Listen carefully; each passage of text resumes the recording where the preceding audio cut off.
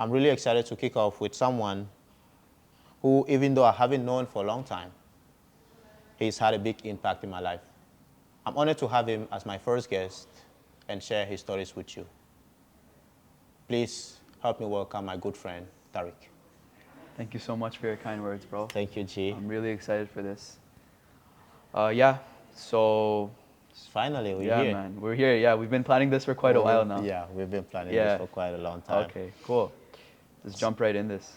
Nice, nice. So, man, before we even go into this, is there anything you want to share with the audience? Anything, any thoughts? I think what you're doing is really good, bro. Yeah, because a lot of people aren't in the best environment, and I really feel that this will truly inspire them. For anyone out there who doesn't know who Tariq is, Yeah. can you tell us a little bit about you, your background? Yeah, of course, man. So I was born in Toronto, Canada, and I'm turning 23 in about 2 weeks, so I'm excited for that. Ooh. Man, life just goes by so fast, right? um, yeah, I was in Toronto. I don't come from the best environment, I'm not gonna lie to you. My parents are immigrants. They immigrated from Pakistan to Canada in 2000. Then I was born in 2002. So just growing up, I seen my family go through a lot of struggles. You know how it is for like immigrant parents. Yeah. They left everything back home to start a new life in Canada. And yeah, not being in the best environment, it did affect my life a lot. But one of my close friends, he actually introduced me into door to door when I was about 17 years old. So he was 18, I was 17 at the time. And he was just telling me about it. I was too young to join, but he's like, hey man, as soon as you turn 18, I have a gig for you. And at that time, I had just graduated high school, I was in university. And it's crazy, he flew me out to Alberta, and that's where I kind of started my journey. Oh, wait, you studied in Alberta? Yeah, I started in Alberta, yeah. Edmonton? No, not Edmonton, I started in Calgary. So have you ever visited your home country? I know you did mention your parents came from Pakistan. Have you ever visited Pakistan? I have, yeah, that's a good question. I have visited like about 4 or 5 times. I actually went to school there for a little bit. My parents went to Pakistan for like 6 months, and they didn't want me to get behind on my studies. I was like in grade 1, so they admitted me into school there. And yeah, just for like 6 months I was there. I got to see how it is. To be quite honest with you, man, it's a third world country. I don't, as much as I love the country, I don't like going back because, obviously I was born and raised in Canada. The quality of life here is much better compared to, back home. But, seeing the quality of life my parents were raised in, that also kind of inspired me, to be the greatest at what I do. So, okay, I know you said you've been to Pakistan a couple times. So what would you say are some differences between your home country and your motherland, between Pakistan and Canada? There's, like, I can go on for a long time, but it's really different. Yeah. I think, as I mentioned earlier, the quality of life is not that good. The crime rates are really high. In Canada, it's a bit different just because, we have, good healthcare. We have, our education is paid for up until a certain age. It's much safer. But it's all dependent as well, right? Like there's obviously pockets in Canada where they're not the best places, right? And that's kind of the environment I grew up in. Yeah. But compared to Pakistan, like overall, it's just much better. Yeah. Over there, it's a lot of people are just kind of stuck in that mindset where they don't want to move up in life. Yeah. Which is kind of sad. And over here, what I feel about Canada is, there's always opportunity. Anywhere in North America, there's just so much opportunity. Yes. Compared to back home. And, sometimes I sit back and I imagine, like, what would life have been if my parents never immigrated to Canada and I was born in Pakistan, right? I actually have a lot of cousins in Pakistan, and, their quality of life is not good at all. And, they have financial struggles, right? And I try to help them as much as I can. But, just thinking, what if they're raised in Canada? Like, they would just be in the same position I am right now. Yes. Yeah. We had a communication class. Yeah. And the teacher brought out an important topic saying that, no, it wasn't a teacher, it was one of the students, one of my classmates actually was like, oh, when people back home see you in Canada, they think you're rich. Yeah. And to be honest, everyone was like, yeah, that is what people, like, majority of my classmates are immigrant, of course, so they were like, yeah, that's what people back home think. And I'm like, maybe they're not wrong. Because honestly speaking, you cannot compare the opportunities you get here to what you have there. Yeah. It's just not on the same level. Yeah. I remember times where we'd be sitting at a table at like a restaurant and we'd be eating food, and literally the homeless children would just wait for us to finish the food, and if there's leftovers, they would eat the leftovers on the table. So That's sad. it is really sad. So definitely like being brought up in a first world country like, Canada or America or whatever it is, even in Europe, like it's truly a blessing. Yeah, and that's why, going back into, me having a lot of immigrant friends, I just have a lot of respect for them because they brought themselves out of that environment and they're starting fresh in Canada. Yeah, Yeah. yeah. Another important topic you just brought up is the children begging on the streets. Yeah. Dude, I lived in Ghana for a while. Yeah. I schooled in Ghana actually for a Yeah. couple of years, Yeah. and you see the same thing there. You see children kind of like selling for to be able to feed the family. Like Yeah. imagine like a 5-year or 6-year-old kid having to like sell stuff on the street just for the family to be able to eat. Yeah. And they call it hand to mouth. It's like you're not working to save up something. You're just working to be able to eat, Yeah. To survive. to survive. Yeah. Yeah. You say you grew up in Toronto, right? Yeah. What do you remember the most growing up? Remembering the most. Yeah. A lot of things. A lot of things. So I do remember, like, one of my first memories is, my parents and my cousins. So like my dad, my mom's sister, and my mom's sister's family. We lived in a basement. It was 2 bedrooms. And yeah, just because they had just came to Canada, right? And they were just trying to make a living for themselves. But obviously they weren't making that much money. So it was 2 families living in 1 basement. And after that, we kind of moved out. My dad got an apartment, kind of in a rough area. It was called the King Cross and Knightsbridge. So I remember that as well. My brother, he has epilepsy. Like he has seizure disorder. So I remember a lot, like, going back and forth in the hospital. He's good now, alhamdulillah. And then after that, we kind of moved into a rough area. It's called Fleetwood. It's in Brampton. So That's a lot also of Toronto. yeah, it's in Toronto. Yeah, it's in the GTA. So a lot of it is subsidized housing. So it was kind of a rough area. There was a lot of crime over there. And if you don't hang out with the right people, you don't surround yourself in the right environment, then you'll definitely get yourself caught up in some stuff. So yeah, but yeah, a lot of the things I remember growing up, like in Canada, like back in like 2007, 2008, when I was in elementary school, to be honest with you, there weren't that many immigrants. Yeah, it was more so just white people, I guess.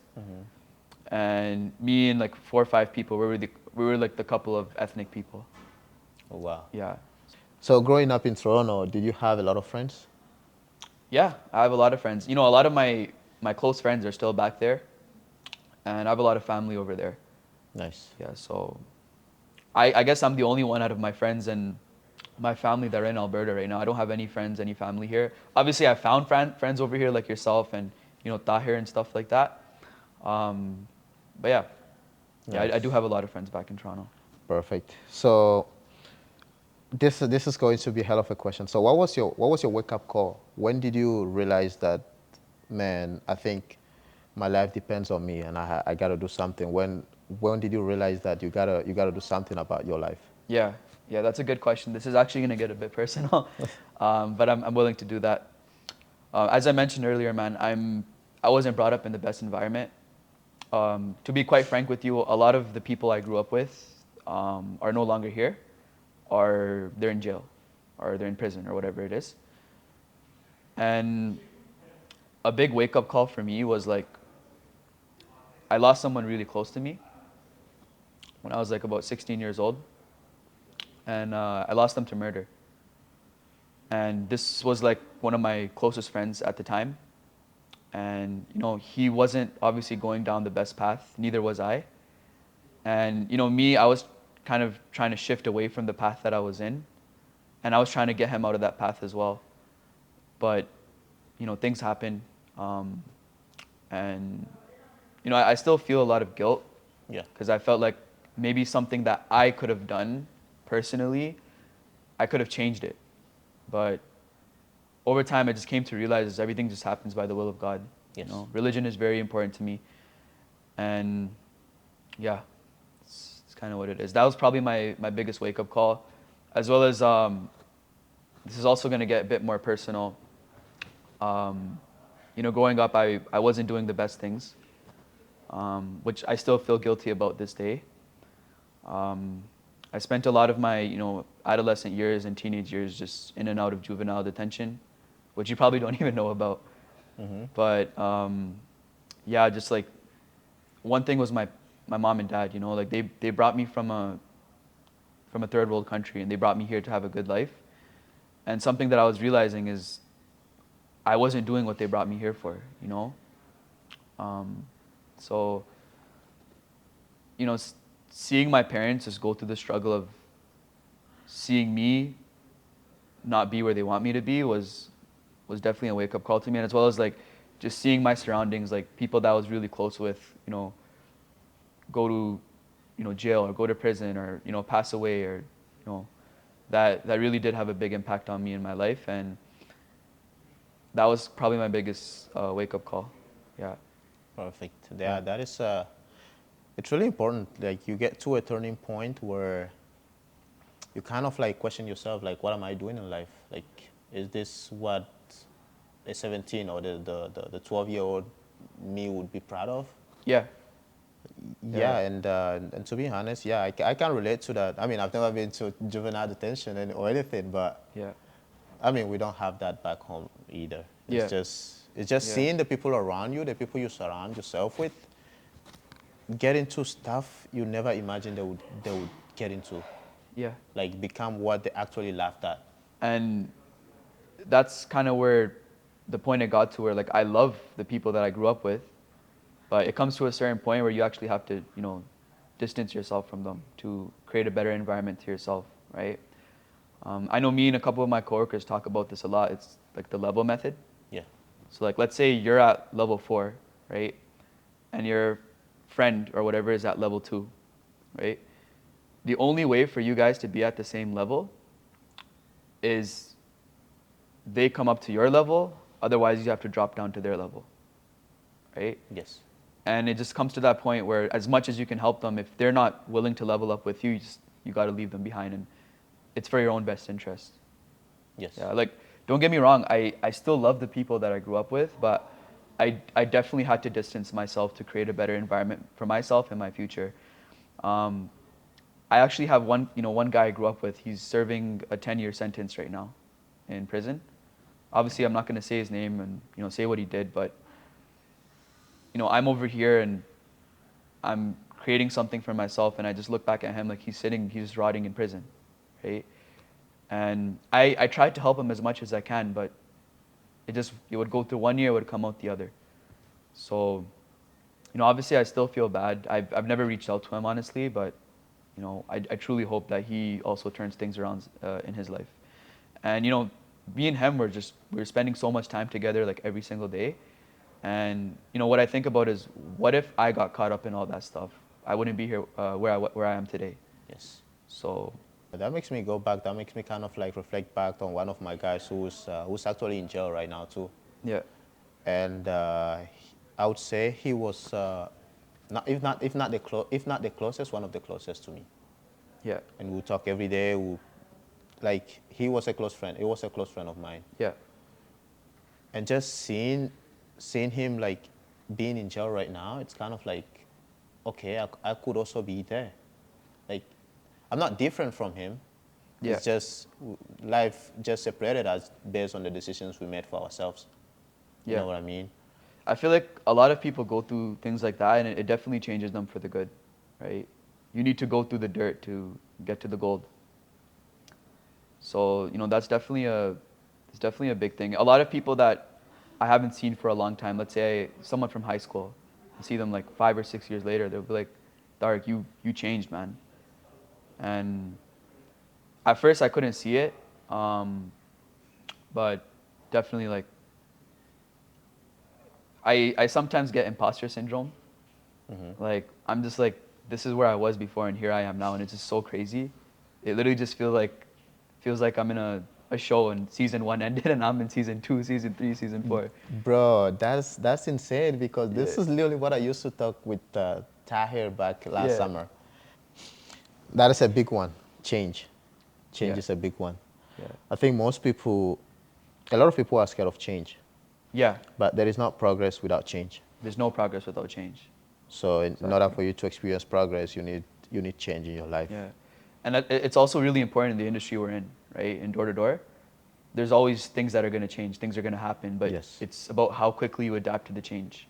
Yes. You see so many people come in, so many people go out. Bro, it's so crazy. I was actually talking to Tahir about this. Great guy, by the way. Amazing guy. Amazing guy. Amazing guy. Yeah, I love that dude, man. Um, this is my 5th season. I've seen so many people come and go, so many people come and go. And I realized that only the strongest will last. Right? Yes. And you know what's so crazy? All of the people that I started with, nobody's left. There's like maybe like 3 or 4 people. Wow. Yeah, 3 or 4 people left that I started my journey with. That has been like 5 years or more. Yeah, yeah, That's insane. yeah. So now it's like changes. Like people are gonna come, people are gonna go, things are gonna happen. You just got to get used to it. It's part of life. Definitely, bro. I remember last summer. I started last summer actually. Yeah, I've been for over a little bit over a year now, yeah, and we'll go to area. We used to have a car group, and it was three of us, three new guys. Okay, me, Tahir, and another guy. yeah, yeah, So we'll go to the beach because we were in Cologne at that time, yeah, and then we'll sit in the car. We're like, man, do we really want to do this? Are we really actually going to succeed in this? And then Tahir will be like, yeah, man, we just gotta stick to the plan. I'm like, come on, man, the plan is taking too long. yeah, And then for a reason, I'll be like, okay, yeah, you're right. We just gotta stick to it.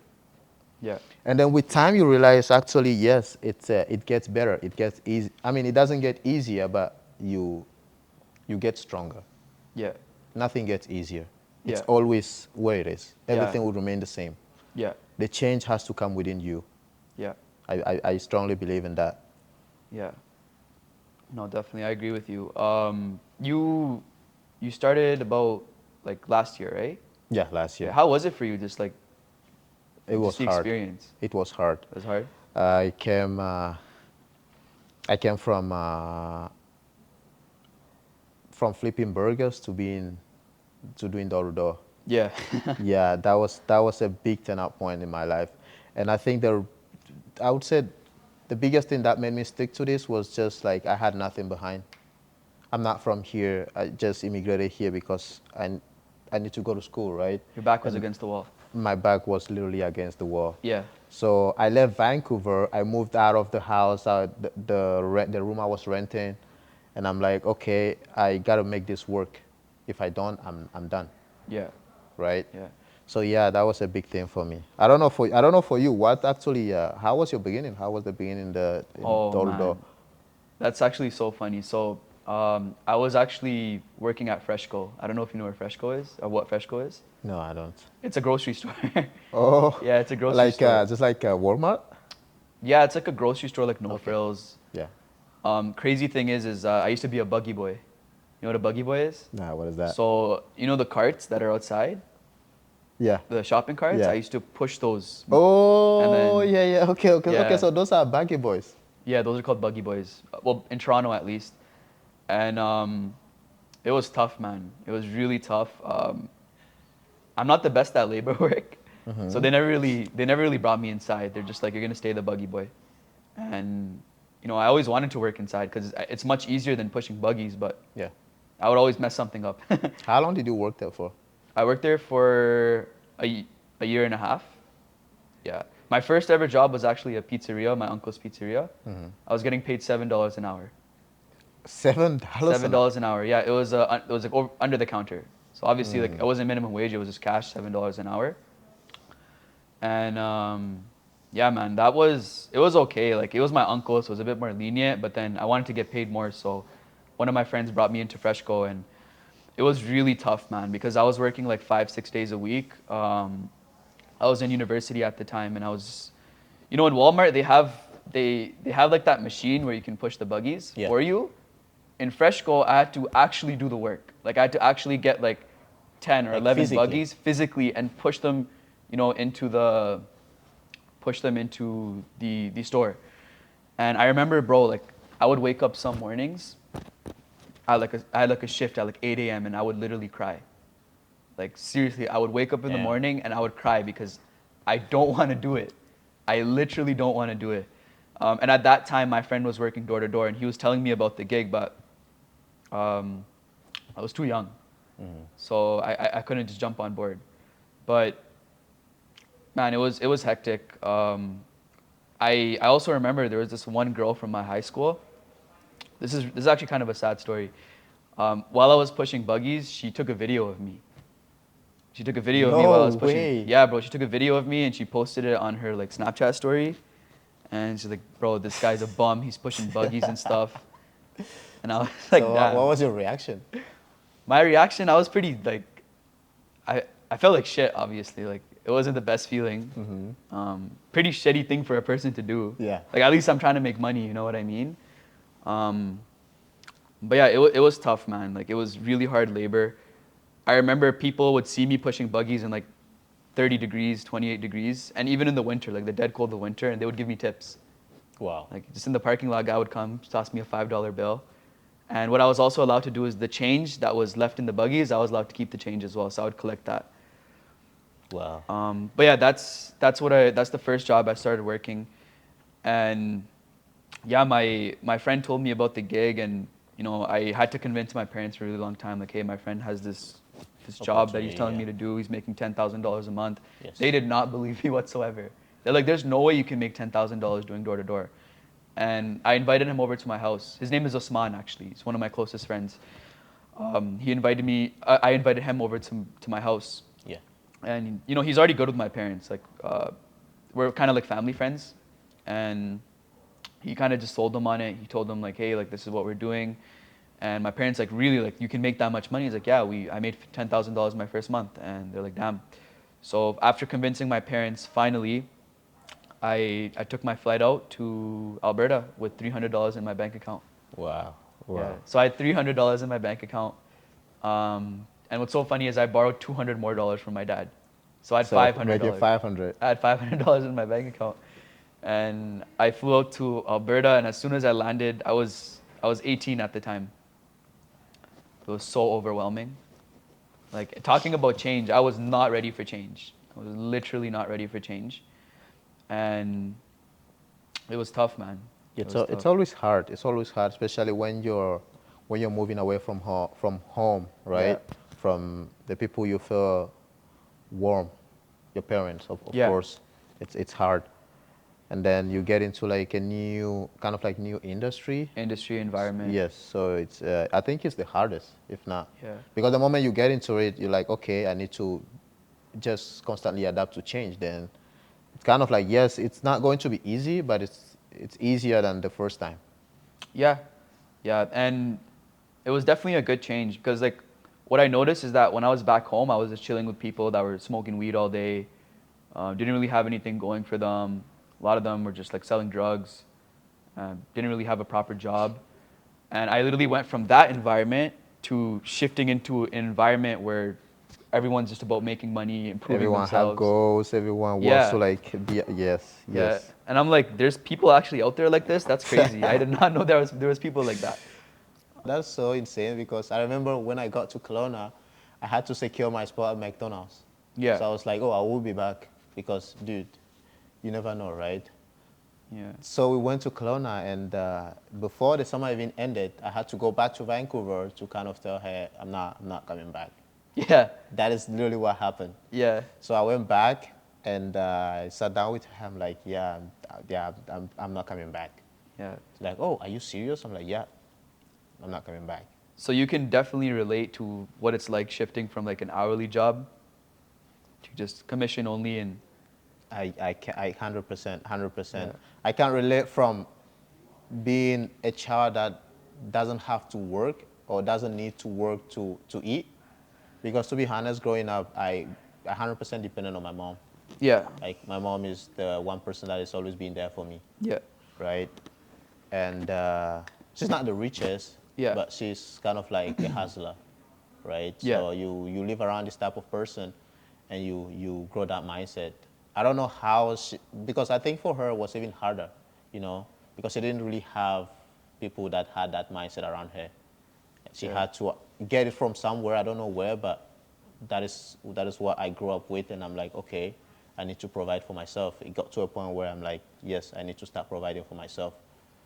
And I moved to Canada and started working hourly job. I was happy, Yeah. right? But then it gets to a point where you start working, you move from working 8-hour shift to 16-hour shift. I remember there was a day I Yeah. literally just closed from work, and my manager had to call me back, and it's like, man, we don't have enough staff here. Can you come back? And I had to go carry boxes of fries. Oh my God. Yeah, that was how Yeah. exhausting that job was. And you probably never thought you can make good money just knocking on people's doors and just having conversations. I never thought of that. Yeah. I never thought of that. When when they tell you North America is full of opportunities, you don't know where the opportunity comes from. Yeah. We just hear it, but you don't know how to actually get that opportunity, Yeah. right? And moving here is like, oh yeah, you just get a job and then you start working and then you get paid. That's literally the mindset. So you get here, the first thing you do is look for a job. Yeah. It doesn't really matter what type of job. You just want a job where you can start getting paid, can start getting a salary. Yeah. That was my mindset. So I moved here. I got that job. That wasn't even my first job. My first job was cleaning apartments. Cleaning apartments. Yeah. Okay. And it got to a point where the company wasn't paying us. So I started looking for different jobs. So Yeah. I got this job at McDonald's and I'm like, I'm done. This is my Yeah. last stop. This is what I've been looking for. Yeah. And then with time it start getting kind of like exhausting because to be honest, yes, you get paid, but then when the bills come up, you kind of like you're left with nothing. It just goes into your account, comes right out. Exactly. So, Yeah. so yeah, I found myself like kind of like going through that loop, and I'm like, nah, Yeah. there's something I must be doing wrong. If this is the land of opportunities, then the opportunity should be somewhere. Yeah. I think a big thing with hourly jobs is it just gives you that safety net. Yeah. Whereas like even if you, whether you work or you're not, you're still gonna get paid, right? Yes. And that kind of makes you comfortable. But it makes you comfortable as in like, yeah, I'm just getting by to pay my bills. That's it.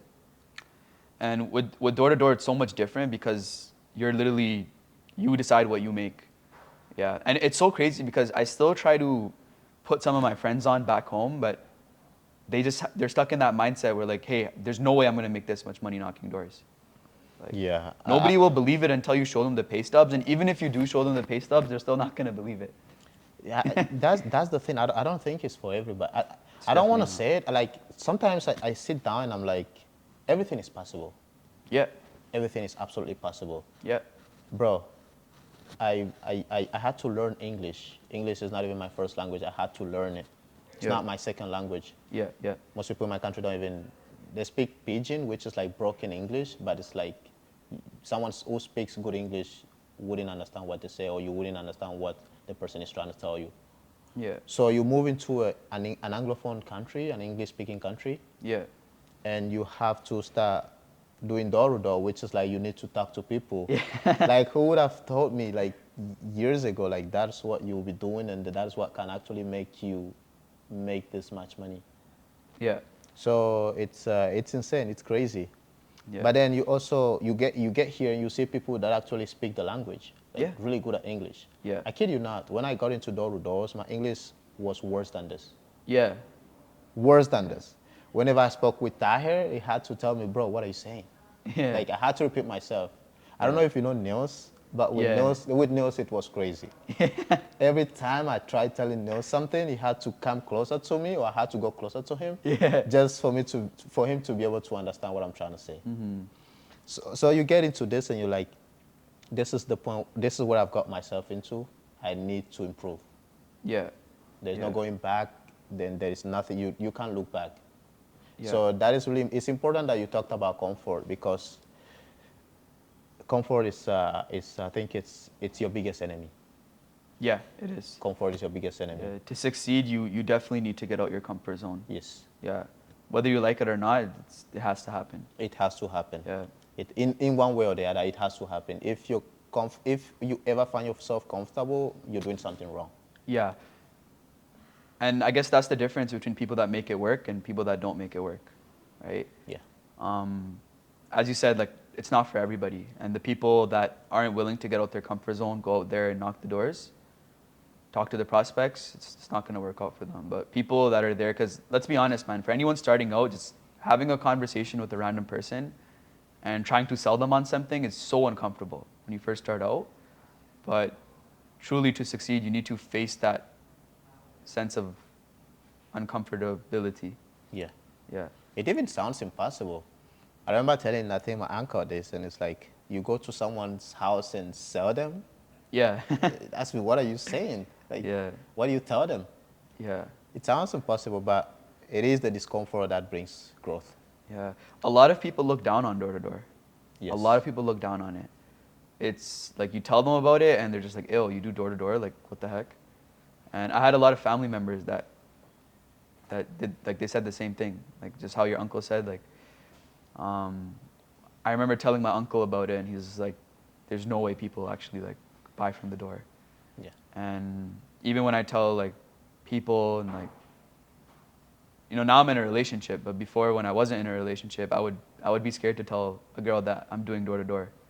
Because I feel like crazy. Yeah, I feel like I've never been scared to do that. Oh, Man. never? That's crazy. No. No. I've never. Maybe I don't know. Maybe it's different. Maybe because it was different for you.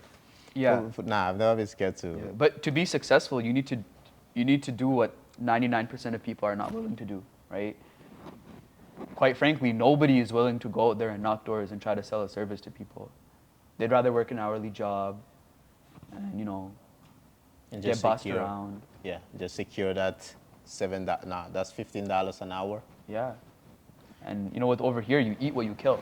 Yes. Yeah. Okay, man. Let's move on. Let's move on Yeah. to let's move on to the struggles. Yeah. Okay, I'm pretty sure you kind of like face certain struggles during your lifetime. Yeah. Let's talk a little bit about that. So, what was one of the hardest seasons of your life? You would say, okay, this season I actually experienced hardship. Honestly, the hardest time of my life was probably when I was going through the judicial system. Mm-hmm. And I remember one time I came home and my dad was crying. I've never seen my dad cry, to be honest.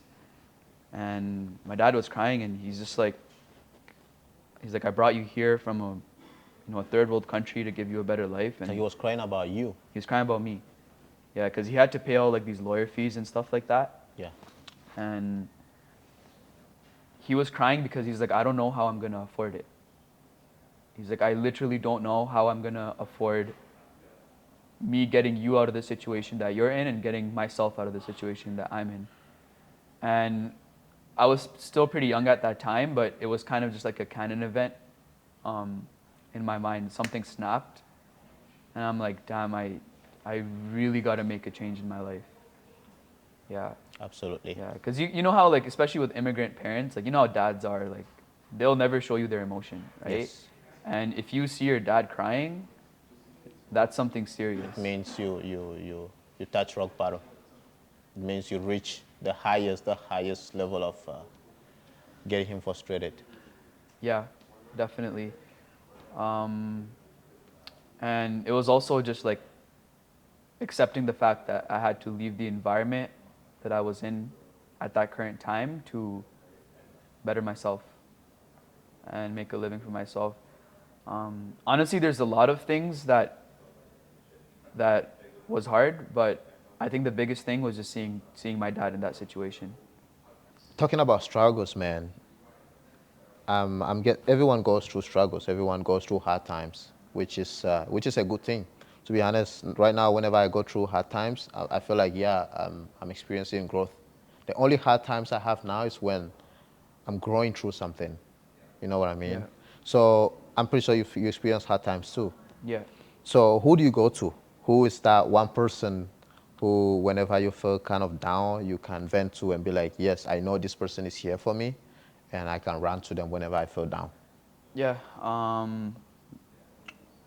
Honestly, like it's mainly just my mom and my dad. Yeah.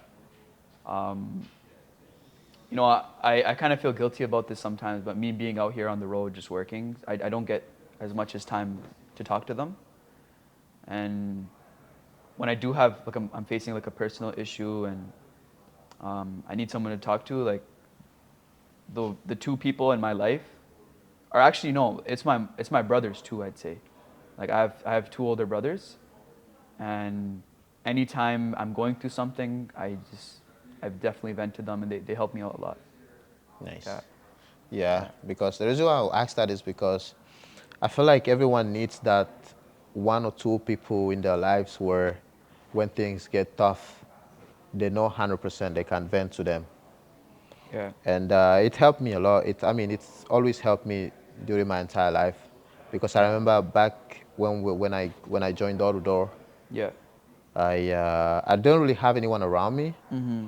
and in a way, something happened. Something really mysterious actually happened, Yeah. which we'll be talking about in the next episode. Yeah. And that was when the switch my roommate and Tahir became my roommate. And I kid you not, during the entire summer, it was just Tahir helping me out whenever I'm experiencing hard times, Yeah. or me helping him out whenever he's experiencing hard times. Yeah. So I think having that one or two people in your life, it's definitely something everyone needs to have. Yeah. I mean, especially with us being men, there's a huge speculation where we're supposed to hide our emotions Yes. and, not vent and, talk about them. But it's very important to, reach out to someone if you need help, Yes. um, or if you're going through a struggle.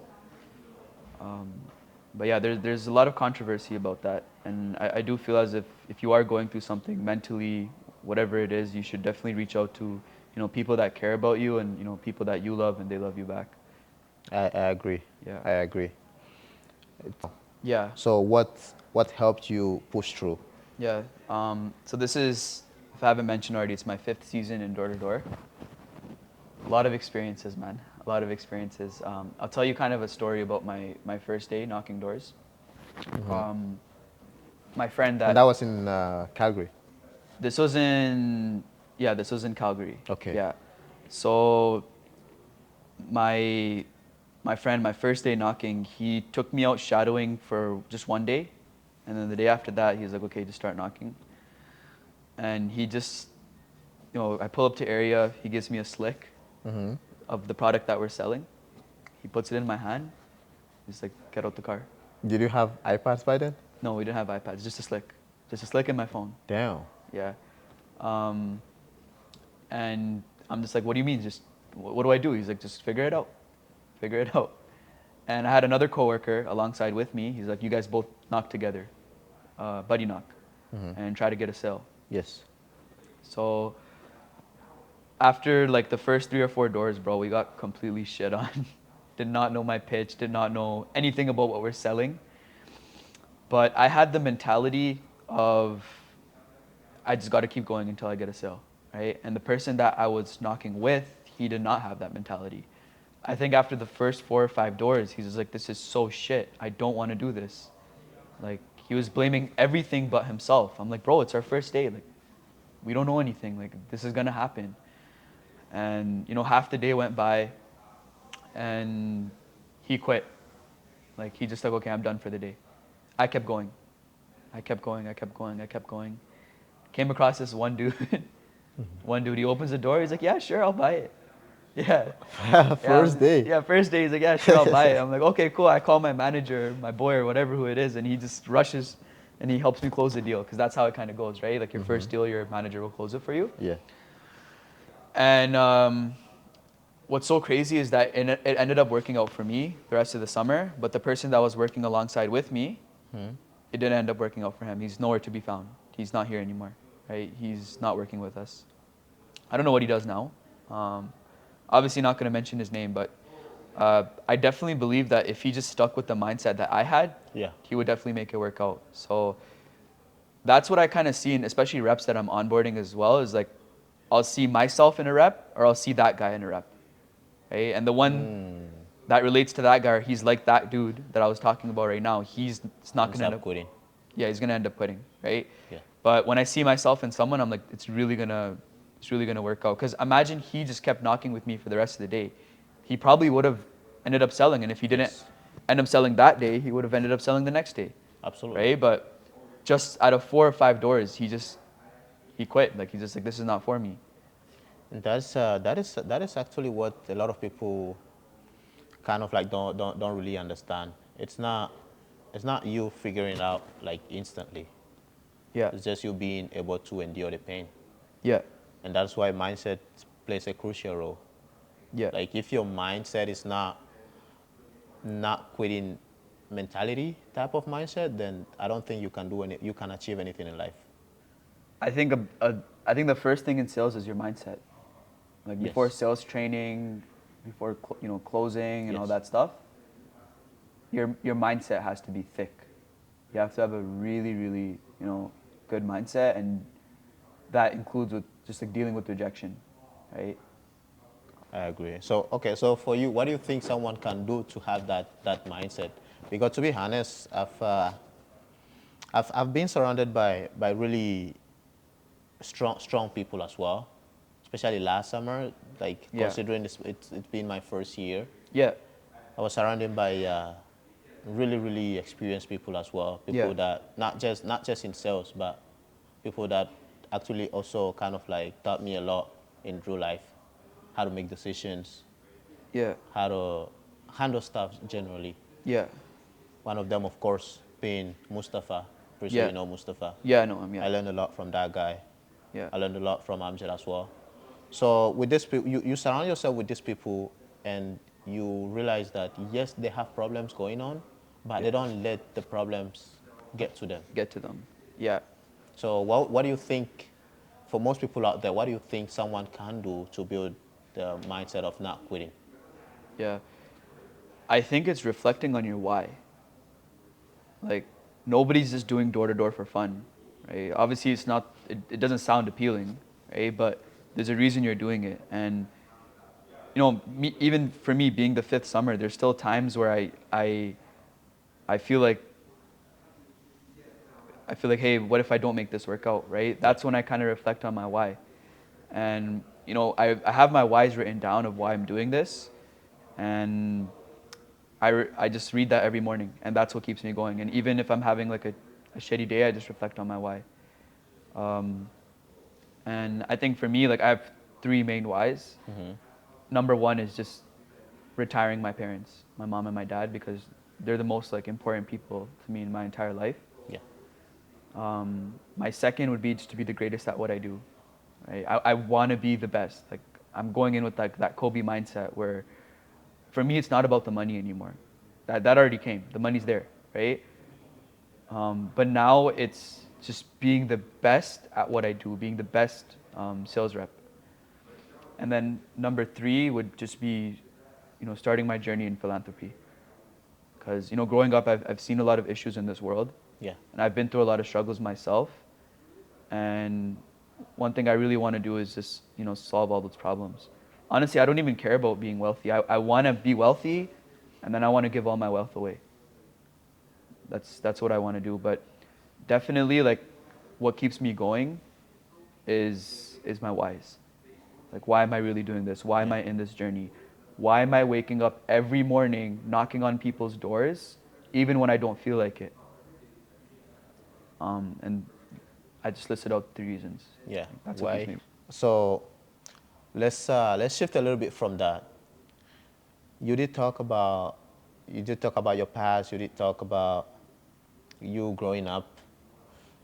Let me ask you this: what is something you probably believe now? Something you believe now that your 17-year-old self or your 15-year-old self probably wouldn't believe or didn't believe.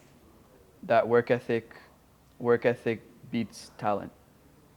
Work That's a ethic beats huge one. talent. Yeah, That's a huge one. yeah. I always had this mindset where if someone accomplishes something, I'll be like, oh yeah, they're just talented at it, right?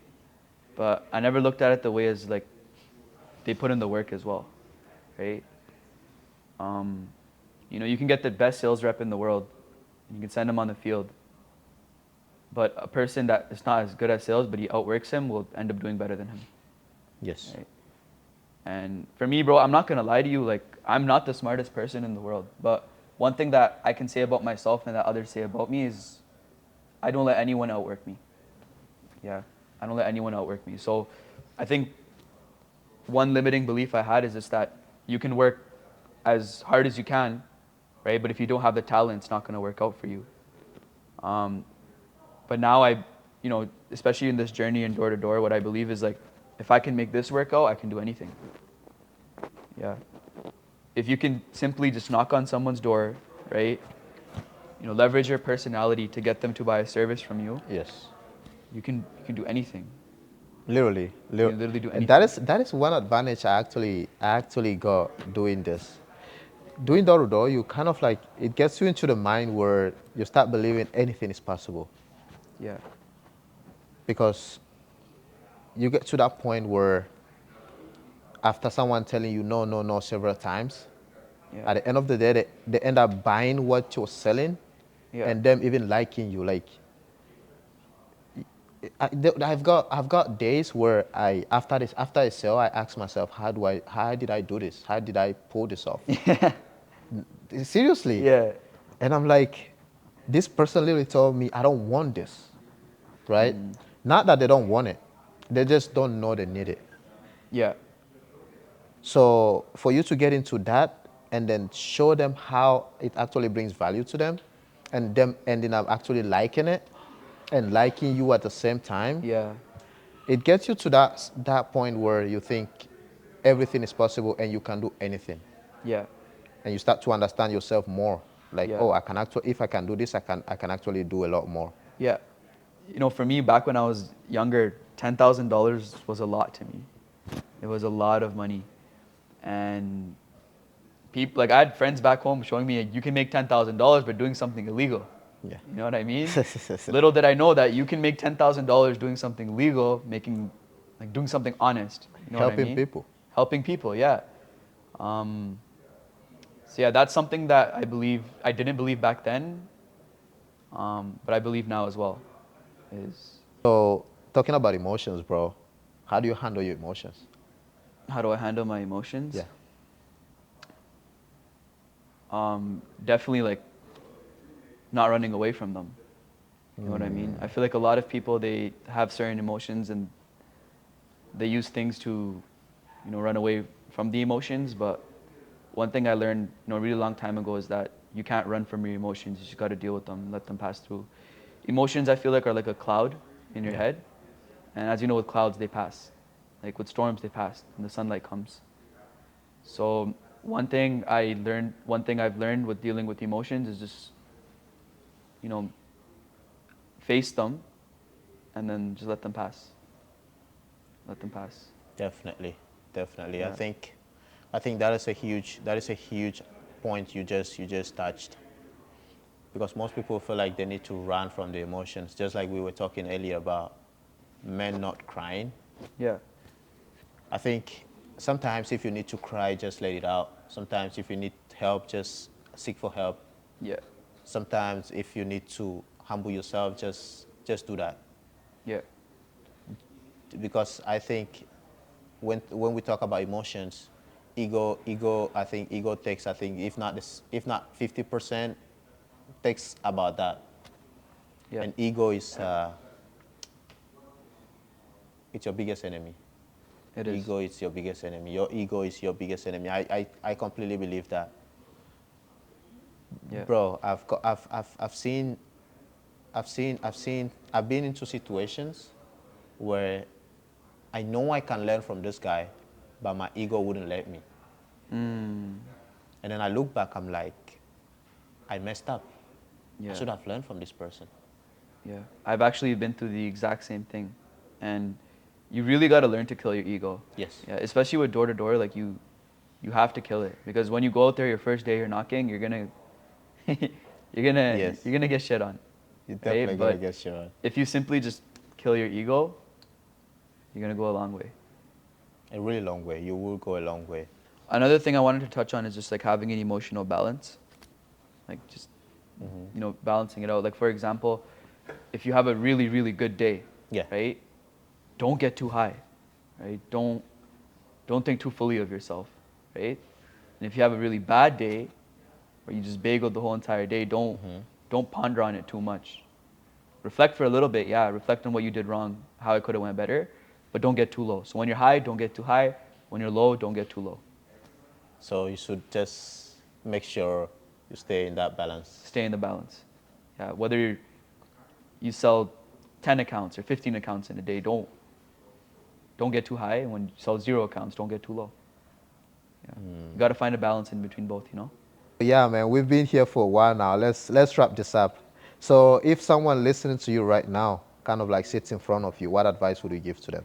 I think the biggest advice that I would give them is that understand that this is a journey that you're on. There's going to be obstacles that are going to come to your way, and you just got to overcome them, right? Success doesn't happen overnight. Rome wasn't built in a day, right? You got to look at it from the mindset that you're in it for the long run, right? And the goals that you want to accomplish, they're not just going to come to you. You got to go out there and work for it. You got to get past the obstacles that you're going to overcome. And once you do overcome the obstacles and you get to where you're at, keep going. Don't stop. Don't let the money corrupt you. I've been through the experience where I'm like 19, I'm 20 years old, I'm getting paid $10,000 in a week, right? What does a kid that age do with that type of money? Balling. Yeah, and one thing I went through is that I let the money corrupt me, right? I would spend it on useless things, just partying, drinking, going to clubs, designer clothes, women. I think once you accomplish this journey, once you do reach the goals that you want to reach, keep going and keep working as if you have nothing. That is deep. That is really deep. Because, I mean, going back to your advice, I think most people think that what they want is just going to, like, in a way, just get to them. I mean, Yeah. we all had that mindset in the past, where I feel like I'll just be here in my goal. I will just achieve my goals, which I don't think in real life works that way. You need to put in the work. You need to do what 99% of the people aren't willing to do, just like you said. Yeah. And only that way you can achieve your goals. Yeah. You need to be willing to go through the shit. You need to be willing to go through the dirt in order to see success. Yeah. I agree with you. You got to be the 1% and do the things that 99% of other people that aren't willing to do. And that's what door to door is, man. You're doing the things Absolutely. that nobody wants to do. Absolutely. Absolutely. It is hard. It is definitely hard. And that is why whenever I'm recruiting someone, I genuinely tell them this is the hardest job you'd ever do. This is the hardest thing you ever get yourself into. But if you can stick through it, it is worth it at the end. Yeah. Because for me, growing up growing up in a place where everyone you thought was a role model to you, it's not really your role model. It is hard to kind of like find someone you can really look up to and be like, yeah, I want to be like this person. Yeah. And if you don't have that environment, it is hard to become that person. It is. If you chill out with 4 bums, you'll be the 5th one. And if you chill out with 4 rich people, you'll be the 5th one. I know we've been here for a while. Yeah. You've shared a lot of stories about yourself. Yeah, You of actually course. taught me a lot. But let's end with this, okay? What is one quote